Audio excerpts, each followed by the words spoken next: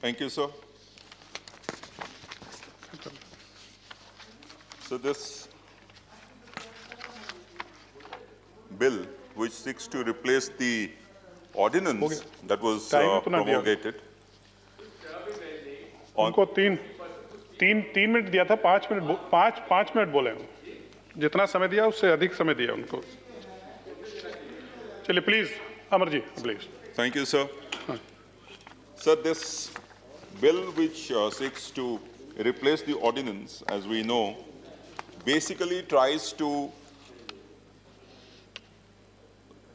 solve the issue of All India service officers in the 2 union territories created. This is not the first time that such a bifurcation has taken place. We have seen this earlier when states have been divided into smaller states. The AGMT cadre, which is a combined cadre, basically looks after the union territories of Delhi, Arunachal Pradesh, Mizoram, and Goa. The arrangement which has been made for this cadre is necessary in order to meet the temporary shortages of these officers at different places, and in which case the whole pool of people who would be available can actually meet the contingencies arising in a different place from time to time.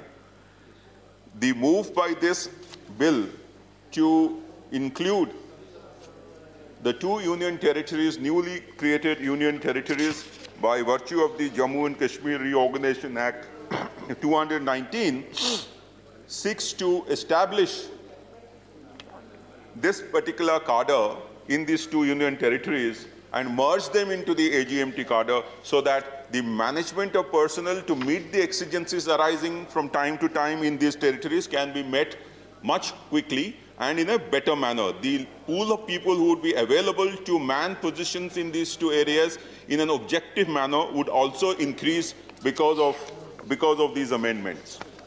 The Section 88, which has been amended of the Principal Act, it says that the members of the Indian Administrative Service, Indian Police Service, and the Forest Service for the existing cadre of Jammu and Kashmir shall be born and become part of the Arunachal Pradesh, Goa, Mizoram, and Union Territories cadre.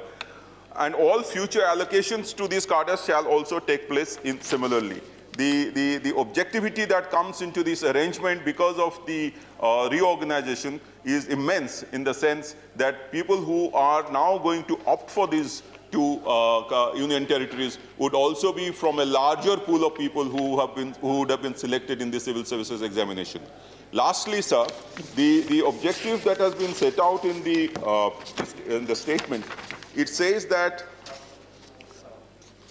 for the purpose of bringing clarity to Section 13, it is proposed to amend the said section so as to include therein in any other article containing reference to elected members of the Legislative Assembly of the Union Territories of Jammu and Kashmir.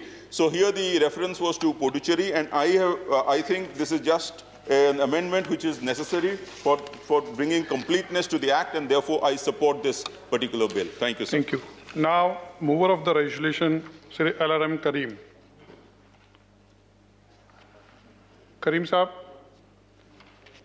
not present. Now, Mantri ji.